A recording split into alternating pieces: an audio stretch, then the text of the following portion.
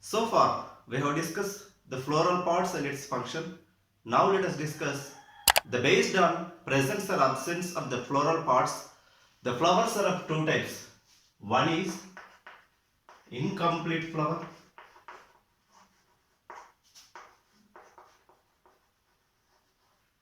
and the second one is complete flower. What are incomplete flower? What are complete flowers? Already mentioned earlier, the flower it has the four major parts: sepals, petals, pistil and stamen. From among the four, if any parts missing, that is incomplete flower. Incomplete means something is missing. So that is nothing but among the four roles. So any part missing, that is called incomplete flower. Example for incomplete flower: cucumber, bottle gourd,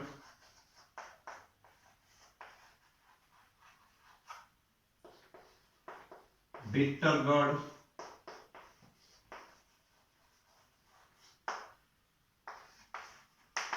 so these are the example for incomplete flowers. Next, complete flowers. What are complete flowers? The complete flower means it has the major four roles: sepals, petals, pistil and stamen. The flower it has the four parts. Nothing is missing. These flowers are called complete flowers. Example for complete flowers: datura, hibiscus, ipomea. So these are the example for complete flower. In case of incomplete flower, if any part is missing, that is called incomplete flower. In complete flower, the four roles like sepals, petals, pistil, stamen, if all these are present, that is called complete flower. Example for complete flowers: datura, hibiscus and ipomea. Now let us discuss based on the sexual parts. Presence of sexual parts, the flowers are of two types. One is unisexual flower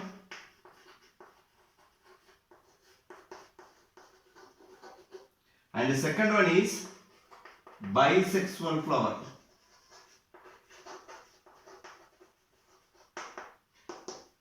What are unisexual flower? If you observe the word uni means single. So in unisexual flower, just only one sexual part, either pistil or stamen, only one part is present, that is called unisexual flower. Okay, so some flowers has pistils and some flowers has stamen, sepals, petals. If the flower has pistil, that is the female flower.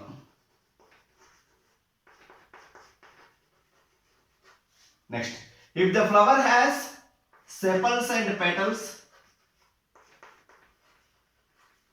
stamen, that is male flower.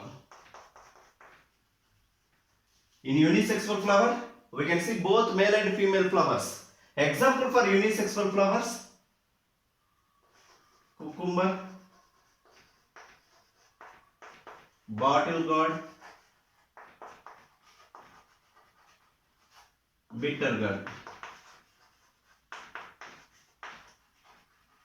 These are the example for unisexual flowers. Next, in case of bisexual flowers, bi means two. Okay, in bisexual flower, the flower it has the four parts: sepals, petals, pistil as well as stamen. Four parts are present. Sepals, petals are common, but this bisexual flower it has the two reproductive parts. Okay, pistil as well as stamen. In case of unisexual flower, the female flower it has pistil and the male flower it has stamen. Both sepals and petals are common in both male and female flowers. Okay, yes. Next, now let's see pollination.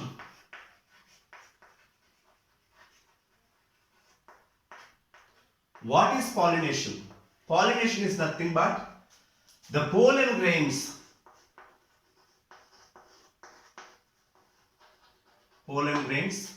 are transferred from anther to stigma is called pollination.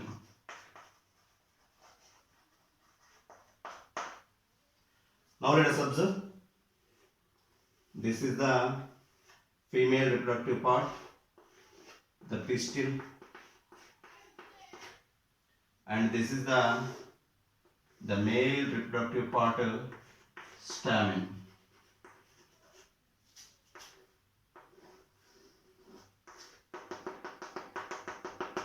Let's see.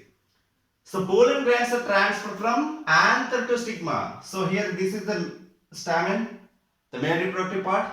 It has anther. These anther produce after it gets matured, it produces thousands of pollens. These pollens are transferred from anther to stigma. That is called pollination. See here, this is anther and this is stigma. So from anther to stigma, what are transferred? Pollen grains. Pollen grains are transferred from anther to stigma. That is called pollination. The pollination is of two types in plants. One is self-pollination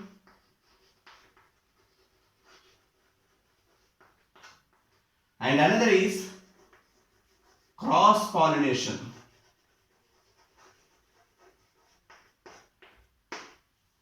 The two types of pollination, one is self-pollination and another is cross-pollination. Let's see what is self-pollination and what is cross-pollination. Self-pollination means the pollen grains are transferred from anther to stigma of the within the flower. The pollination takes place within the flower. So from where? From anther to stigma, that is called self-pollination. Next, cross-pollination. What is cross-pollination? Cross-pollination means pollen grains are transferred from anther to stigma of another flower of the same species. Another flower of the same species, that is called cross-pollination. In self-pollination, the pollination takes place within the flower. In cross-pollination, the pollination takes place on another flower of the same species. These are the two differences between self-pollination and cross-pollination. Example for self-pollination: tomato, rice, next apricot. So in these plants it takes place self-pollination. In cross-pollination, especially in cucumber, bottle gourd, beans, in this plant cross-pollination takes place. Self-pollination, actually it takes place in bisexual flower, and cross-pollination it takes place in unisexual flowers. So these are the example for both self-pollination and cross-pollination. Okay. But how the pollen grains are transferred from anther to stigma? Are the pollen grains are transferred from anther to stigma itself? No. But how these are transferred from anther to stigma? So with the help of some agents. The agents are nothing but wind, water, insects, birds. So these are the agents of pollination.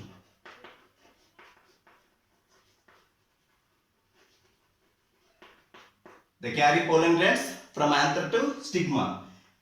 Wind, in case of wind, if the pollen grains are lightweight, these are transferred from anther to stigma along with the wind. Next to water. Especially the pollination takes place with the help of water. It takes place in aquatic plants. Example, Vallisneria. Next to insects. We see most of the time the insects like butterfly and honeybees are fluttering around the flowers. Why? To get the nectar. So accidentally the pollination takes place while fluttering the flowers in case of insects. Like the same, the birds also. The birds also visit the flower to get the nectar. So here the pollination takes place accidentally, isn't it? Now let's see what will happen if the pollen grain reaches to the stigma. When the pollen grain reaches to the stigma, it forms a tube-like structure. This tube-like structure, it passes along with the style and reaches to ovary. Then what will happen at the ovary? So here in the ovary, there is an ovule. The ovule, it has the female gamete, nothing but egg cell. Then, so this pollen tube, it carry the nucleus. So here both egg cell of the nucleus and the pollen nucleus, both are fusion together. This is called fertilization. What is fertilization? The fusion of male gamete and fusion of female gamete. Here what is the male gamete? Male gamete is the nucleus, pollen nucleus. Here what is the female gamete? Egg cell. Both these are fusion together. That is called fertilization. So then this fertilized egg is called zygote. What is zygote? Fertilized egg is called zygote. Where is the fertilization takes place? Fertilization takes place inside the ovule. So then this zygote change into baby plant gradually. Okay. So here, so from where does the baby plant grow? So zygote, it convert into baby plant. It takes place especially in sexual reproduction.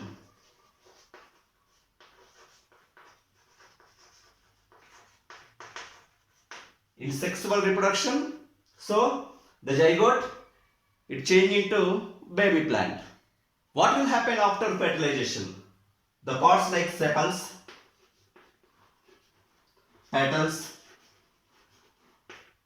next to stamens, stigma,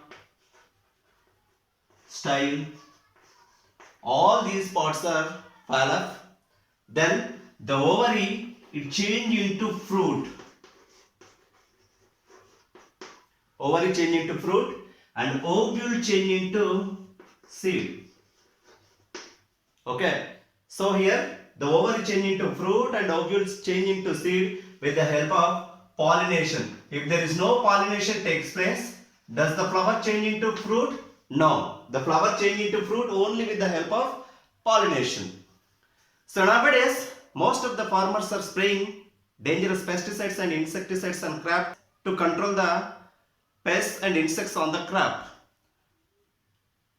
So farmers are spraying pesticides and insecticides to control the insects. But apart from these, even the useful insects also kill along with the harmful insects. Here, the production of the crop is dependent on pollination.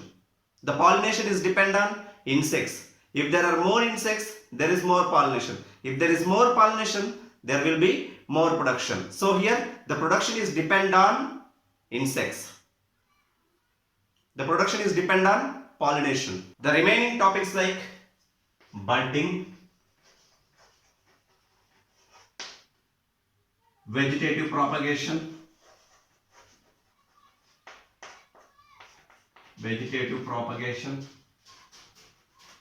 budding and spore formation,